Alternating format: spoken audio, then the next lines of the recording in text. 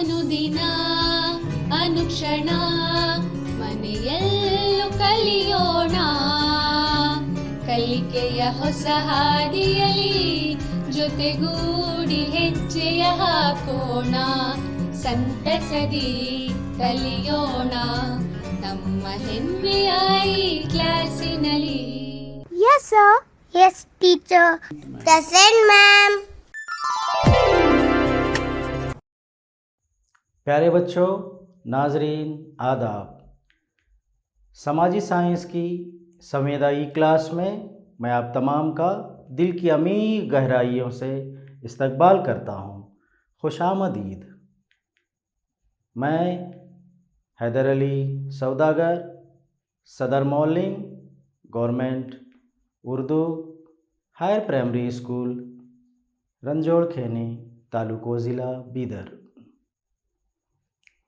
बच्चों, हस्बी रिवायत हम आज की क्लास का आगाज़ करने से पहले कुछ तमहीदी सरगर्मी करेंगे, जहां आपसे मैं कुछ सवालात पूछूंगा, आप जवाबात देने की कोशिश करेंगे और साथ ही साथ आप हस्बे मामूल अपने कापी कलम को साथ में रखेंगे, जहां कहीं भी अहम नुकात हो उसे कलम बंद कर सकें। तो चलिए हम अपनी आज की क्लास का आगाज़ करते हैं इस सवाल के साथ। हमारे मुल्क का नाम क्या है? श्रीलंका, हिंदुस्तान, पाकिस्तान, बर्मा। बताइए बच्चों, हमारे मुल्क का नाम क्या है? बिल्कुल सही कहा आपने, वेरी गुड। हमारे मुल्क का नाम हिंदुस्तान है। हमारे मुल्क का नाम हिंदुस्तान है। तो चलिए हम अगले सवाल की तरफ आगे बढ़ें। अगला सवाल है, समाजी साइंस की वो कौन सी शाख है जिसमें हम कदीम चीज़ों रिवायात के मुतालिक पढ़ते हैं? साइंस, शहरियत, तारीख, जोग्राफिया। बताइए बच्चों। बिल्कुल सही कहा आपने, तारीख, वेरी गुड। तो चलिए हम अगले सवाल की तरफ आगे बढ़ें। अगला सवाल है, तारीख में हम क्या पढ़ते हैं? राजाओं, मुख्तलिफ सल्तनतों के बारे में, बीमारियों के बारे में, ज़राअत के बारे में या फिर माशियत के बारे में? बताइए बच्चों, तारीख में हम क्या पढ़ते हैं? बिल्कुल सही कहा आपने, वेल, वेरी गुड। राजाओं, मुख्तलिफ सल्तनतों के बारे में पढ़ते हैं। तो चलिए बच्चों, आज हम जमात शशम की समाज साइंस की हिस्सा तारीख में पहले हिस्से में हिंदुस्तान की तारीख में राजपूत, हिंदुस्तान की तारीख में राजपूत इन इंडियन हिस्ट्री के मुतालिक मालूमात हासिल करेंगे। आज हम पढ़ेंगे यहाँ पे राजपूत कौन थे, राजपूत के खानदान और राजपूत खानदान के अहम कारनामे। तो सबसे पहले हम राजपूत के ताल्लुक़ से तारुफ़ी नुकात को लेते हुए, लफ्ज़ राजपूत के मानी व मफ़हूम को समझते हुए, राजपूत कौन थे उनके ताल्लुक़ से तफसीली मालूमात को लेते हुए आगे बढ़ेंगे। तो चलिए सबसे पहले हम राजपूत के क्या मानी हैं देखते हैं। राजपूत के मानी होते हैं संस्कृत ज़बान में राज्यपुत्र, यानी राजा का बेटा, सन ऑफ किंग। तो चलिए आगे बढ़े। हिंदुस्तान की तारीख में राजपूत एक ऐसी सल्तनत थी जो मगरिबी हिंदुस्तान से मरकज़ी व शुमाली इलाकों के अलावा पाकिस्तान तक फैली हुई थी। 650 सन ईस्वी ता 1200 सन ईस्वी के दौर में हिंदुस्तानी तारीख का एक अहम हिस्सा रही। शुमाली हिंदुस्तान में राजपूत खुद को हिंदू क्षत्रिय राजाओं के उत्तराधिकारी यानी जानशीन माने जाते थे। 6ठी सदी से 12वीं सदी और 20वीं सदी के आते आते राजपूत हिंदुस्तान के लगभग पूरे शुमाली इलाकों में फैल गए, जिनकी कसीर आबादी हम हिंदुस्तान में इन इलाकों में देखते हैं, जैसे राजस्थान, सौराष्ट्र, उत्तर प्रदेश, हिमाचल प्रदेश, हरियाणा, जम्मू, पंजाब, उत्तराखंड और बिहार में कसीर तादाद में राजपूत आबाद हैं। अब राजपूत के जो अकायद थे, मजहबी अकायद जो थे, उनकी बुनियाद पर उन्हें मज़ीद 3 हिस्सों में उस दौर में तकसीम किया गया था। नंबर 1 है सूर्यवंशी।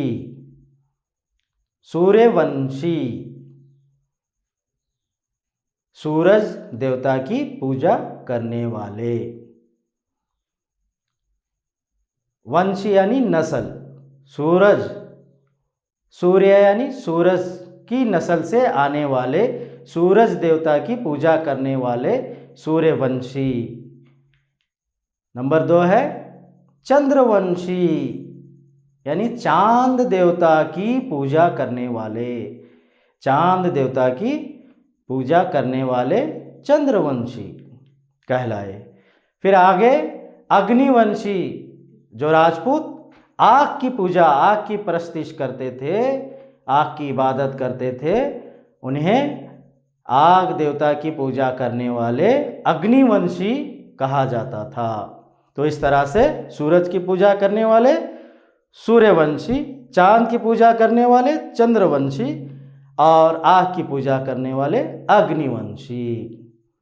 इसके अलावा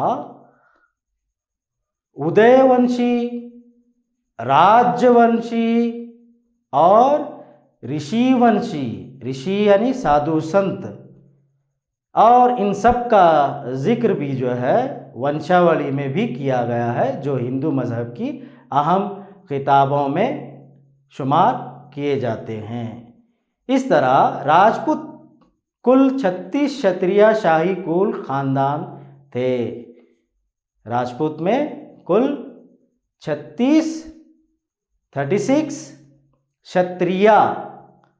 क्षत्रिय शाही रॉयल कुल यानी फैमिलीज, खानदान थे, जिनका जिक्र हिंदू मज़हब की मुक़द्दस किताबों जैसे पुराना है, महाभारत, रामायण में भी इसका जिक्र किया गया है। तो चलो बच्चों, एक सवाल लेते हुए हम आगे बढ़े। सवाल है, राजपूत के क्या मानी हैं? राजपूत के क्या मानी हैं? बहुत खूब कहा आपने, बहुत सही जवाब, very nice, very good. Rajput के मानी होते हैं संस्कृत ज़बान में राज्यपुत्र यानी राजा का बेटा, सन ऑफ किंग। तो चलिए हम आगे राजपूतों के ताल्लुक से मज़ीद मालूमात हासिल करते हुए आगे बढ़ें। राजपूत हुक्मरान शुजाअत और बहादुरी के लिए मशहूर थे। राजपूत क्षत्रिय होने की वजह से अपने आप को सूरज खानदान और चांद खानदान से पहचाने जाते थे। तो इस तरह शुमाली हिंदुस्तान में तकरीबन 500 साल तक राजपूत खानदानों ने हुकूमत की, जो एक हिंदुस्तान की तारीख का अहम हिस्सा रहा। इस तरह शुमाली हिंदुस्तान, ये जो है ना, इस शुमाली हिंदुस्तान में तकरीबन राजपूत हुक्मरान 500 साल तक हुकूमत की, जो हिंदुस्तान की तारीख में एक सुनहरा दौर था, एक अहम दौर था, और राजपूतों के किरदार अहम थे। राजपूतों ने एक अहम किरदार निभाए और हिंदुस्तान पर गैर मुल्की जो भी हमलावर थे, जैसे अरब, तुर्क, अफ़गान और मुग़लों से भी दिलेरी से, बहादुरी से डटकर मुकाबला करते हुए अपने मुल्क की, वतन की हिफाजत की। चलिए बच्चों, हम आगे बढ़ते हुए राजपूत खानदान के मुतालिक मालूमात हासिल करेंगे।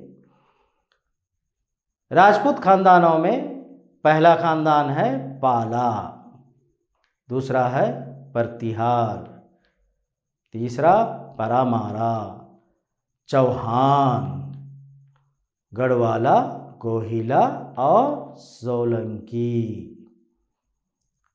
इनके अलावा राजपूत के जुमला 36 खानदान थे। उनमें भी मशहूर खानदान कुछ इस तरह थे: प्रतिहार, चौहान, पाला, गोहिला। चलिए बच्चों, हम सबसे पहले प्रतिहार खानदान के ताल्लुक से मालूमात हासिल करेंगे। प्रतिहार के हुक्मरान मध्य प्रदेश के ओंती, उज्जैन में हुकूमत करते थे। इस खानदान में नागभट्टा राजा मशहूर था। इसने हिंदुस्तान की हिफाजत अरब फौज से की और अरबों से डटकर दिलेरी के साथ मुकाबला करते हुए अपने सल्तनत की हिफाजत की। इस तरह से इसने मध्य प्रदेश के ओंती, उज्जैन के इलाके में एक अपनी अजीम सल्तनत, अजीम यानी बड़ी शान वाली सल्तनत जो है कायम की। और इसी खानदान का राजा भोज एक नामवर बादशाह भी था और अदीब भी था। इसने हिंदुस्तान के मशहूर शहर कन्नौज पर अपना कब्जा जमाया और इसने बंगाल के राजा पाल को शिकस्त दी। और इसके दौर में ही, राजा भोज के दौर में ही, अरब सैयद सुलेमान हिंदुस्तान आया था और उसने राजा भोज की तारीफ में कुछ इस तरह कहा था कि राजा भोज एक दिलेर, एक बहादुर बादशाह होने के साथ एक अच्छा घोड़सवार भी है और साथ ही साथ अरब दुश्मन भी। तो आगे बढ़ते हैं बच्चों। अगला खानदान है पाला खानदान। पाला खानदान 400 साल तक हिंदुस्तान के शुमाली इलाके में हुकूमत की। धर्मपाल इस खानदान का मशहूर राजा था। इसके दौरे हुकूमत में पाला रियासत हिंदुस्तान की अहम रियासत थी। राजपूतों के दौर में पाला खानदान के हुक्मरान धर्मपाल की जो रियासत थी, पाला रियासत, उस दौर में एक अहम रियासत मानी जाती थी। मशहूर शहर कन्नौज पर इस कब्जा इसका अहम कारनामा था। धर्मपाल का अहम कारनामा मशहूर शहर कन्नौज पर कब्जा करना था। तो चलिए बच्चों, पाला खानदान के ताल्लुक से और आगे मालूमात हासिल करते आगे बढ़े। पाला खानदान कि किस तरह से वो इख्तिताम पर पहुंचा, किस तरह से उसका ज़वाल वाक़ा हुआ, आगे बढ़ते हुए देखेंगे कि पाला ख़ानदान के ताल्लुक़ से कर्नाटक से ताल्लुक़ रखने वाला विजयसेना राजा ने पाल हुकूमत का खात्मा किया। पाल बुद्ध मत के हामी थे और उन्होंने हिंदू मज़हब को भी फ़रोग़ दिया, और उसी दौर में उंडवा पुरोकरम शीला यूनिवर्सिटी भी कायम की गई। कौन सी यूनिवर्सिटी बच्चों? उंडवा पुरोकरम शीला यूनिवर्सिटी कायम की गई। तो चलो बच्चों अगले ख़ानदान की तरफ आगे बढ़ते हैं, जो है चौहान ख़ानदान। आपने नाम तो सुना ही होगा, चौहान ख़ानदान का मशहूर राजा पृथ्वीराज चौहान सुवम था। दिल्ली इसका सदर मुकाम था। पृथ्वीराज चौहान। पृथ्वीराज चौहान कनौज के राजा जयचंद्र की बेटी समीक्षा के साथ शादी करने के दिलचस्प वाक़ा कई किताबों में बयान किए गए हैं। एक मुख्तसर सा वाक़या यहाँ पे लेते हुए आगे बढ़े। पृथ्वीराज चौहान और समीक्षा के ताल्लुक़ से, समीक्षा बहुत बेहद हसीन थी, लेकिन जयचंद्र और उसके रिश्तेदार यानी पृथ्वीराज के साथ एक ख़ानदानी दुश्मनी थी, जिसके चलते पृथ्वीराज और समीक्षा की एक बेलोस मोहब्बत में रुकावटें वाक़ा हो रही थी। तो इसी के चलते राजा जयचंद्र ने अपनी बेटी के स्वयंवर में, उस दौर में लड़कियों को ये हक, औरत को ये हक दिया गया था कि वह अपने ज़िंदगी के लिए शरीके हयात, अपना खाविंद, अपना शौहर, अपना हस्बैंड खुद चुनें। तो उस दौर में इस रिवायात को स्वयंवर कहा जाता था। तो इसी तरह से अपनी बेटी की स्वयंवर के लिए जयचंद्र ने पृथ्वीराज को जलील करने के लिए उसे दावत भी नहीं दी और बेटी का स्वयंवर रखा। और स्वयंवर में तमाम अपने अतराफ़ के राजाओं को मदऊ किया गया, दावत दी गई, लेकिन पृथ्वीराज को दावत नहीं दी गई, क्योंकि इनकी आपसी दुश्मनी के चलते जयचंद्र चाहता था कि मैं पृथ्वीराज को जलील करूं, रुसवा करूं। इसके चलते जयचंद्र ने दरबार में अपने बेटी के स्वयंवर में पृथ्वीराज का एक मुजस्समा बनवाकर दरवाजे के निगहबान के तौर पर, चौकीदार के तौर पर खड़ा कर दिया।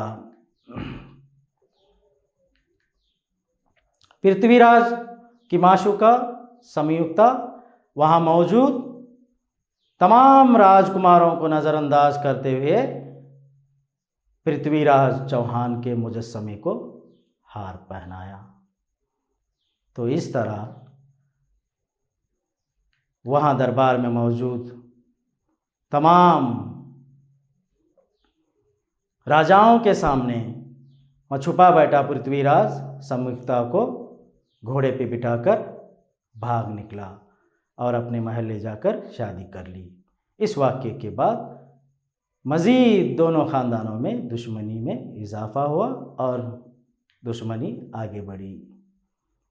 तो इस तरह चौहान ख़ानदान के ताल्लुक़ से हम मालूमात हासिल करते हुए आगे बढ़े।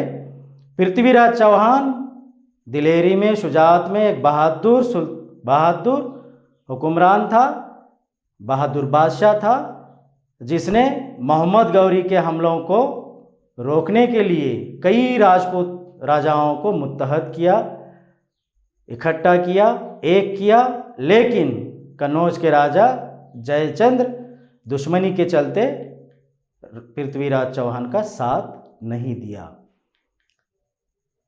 तो पृथ्वीराज चौहान ने पहली तारेन की जंग में, जो 1191 सन ईस्वी में वाक़ा हुई तारेन में, मोहम्मद गौरी को शिकस्त दी और शिकस्त देने के बाद अपनी रहमदिली का इजहार करते हुए, मुजाहिरा करते हुए पृथ्वीराज चौहान ने मोहम्मद गौरी की जान बख्श दी। लेकिन दूसरे ही साल मोहम्मद गौरी दूसरी तारेन की जंग में पूरी तैयारी के साथ पहुंचा और पृथ्वीराज चौहान को शिकस्त दी और पृथ्वीराज चौहान को उसने कत्ल कर डाला। दूसरी तारेन की जंग 1192 सन ईस्वी में वाक़ा हुई। तो इस तरह से पृथ्वीराज चौहान के कत्ल के साथ ही दिल्ली पर मोहम्मद गौरी का कब्ज़ा हो गया और यहीं से सलातिन दिल्ली की हुकूमत का आगाज़ हुआ। पृथ्वीराज चौहान की बहादुरी शुजाअत के ताल्लुक़ से शायर चांद बरदाई लिखते हैं। क्या लिखते हैं देखेंगे बच्चों। पृथ्वीराज शुजाअत और दिलेरी के लिए मशहूर था। शायर चांद बरदाई ने अपनी हिंदी तसनीफ़ पृथ्वीराज रासो में इसका ज़िक्र किया है, जहाँ पृथ्वीराज चौहान की बहादुरी दिलेरी को जो है बड़े अच्छे अंदाज में जो है चांद बरदाई ने बयान किया है। चलो बच्चों, अब एक सरगर्मी को लिए हुए आगे बढ़ते हैं। खाली जगहों को मुनासिब अल्फाज से आपको पूर्ण करना होगा। पहला है, अरब के हमलों से हिंदुस्तान की हिफाजत करने वाला प्रतिहार राजा डैश डैश था। बताइए बच्चों कौन था। बिल्कुल सही जवाब, नाग भट्टा। नाग भट्टा था। चलिए अगले सवाल की तरफ बढ़ते हैं। पाल हुकूमत का खात्मा करने वाला सेना खानदान का राजा कौन था। जी बिल्कुल सही कहा आपने, विजय था, राजा विजय। चलिए आगे बढ़े।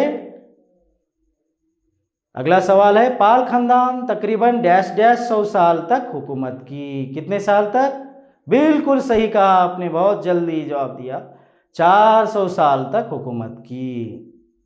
अगला सवाल है, पृथ्वीराज चौहान का कत्ल डैश डैश बादशाह ने किया। किसने किया। जी बिल्कुल सही कहा आपने, मोहम्मद गौरी ने किया।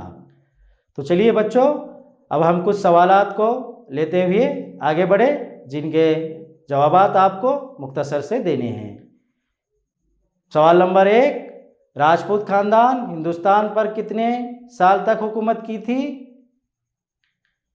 बिल्कुल सही कहा आपने, राजपूत खानदान के हुक्मरानों ने हिंदुस्तान पर 500 साल तक हुकूमत की थी। चलिए अगला सवाल है, हिंदुस्तान पर कितने राजपूत खानदानों ने हुकूमत की। बताओ। बिल्कुल सही कहा आपने, वेरी गुड। हिंदुस्तान पर 36 राजपूत खानदानों ने हुकूमत की। चलिए अगले सवाल की तरफ आगे बढ़े। प्रतिहार खानदान का मशहूर राजा कौन था। जी प्रतिहार खानदान का मशहूर राजा नाग भाटा था। नाग, जी सही कहा आपने, नाग भट्टा था। अगला सवाल, पाला खानदान का मशहूर राजा कौन था। सही कहा आपने, पाला खानदान का मशहूर राजा धर्मपाल था। कौन था। धर्मपाल था। तो बच्चों आज हमने क्या पढ़ा, राजपूत कौन थे और राजपूत के खानदान कौन कौन से थे और अहम खानदान कौन से थे और उनके अहम कारनामे क्या हैं। तो इस तरह आज हमने हिंदुस्तान की तारीख में राजपूत और राजपूत खानदान के कारनामों के मुतालिक मालूमात हासिल किए। अब अगली क्लास में आने से पहले आपको आज के इस क्लास के इख्तिताम पर घर का काम दिया जा रहा है, आप उसे नोट कर लीजिए। घर का काम इस तरह है, हिंदुस्तान का नक्शा उतारकर राजपूत हुकूमत की निशानदही कीजिए। आपको हिंदुस्तान का नक्शा उतारना है, फिर राजपूत हुक्मरानों की हुकूमत शुमाली हिंद के किन किन इलाकों में थी, उसे निशानदही करके लाना है। ठीक है, तो बच्चों इसी के साथ आज की क्लास का इख्तिताम होता है। अगली क्लास में फिर मिलेंगे, तब तक के लिए अल्लाह हाफिज़, फ़ी अमानुल्लाह, take care of yourself, thank you. ಅನುದಿನ ಅನುಕ್ಷಣ ಮನೆಯಲ್ಲೂ ಕಲಿಯೋಣ, ಕಲಿಕೆಯ ಹೊಸ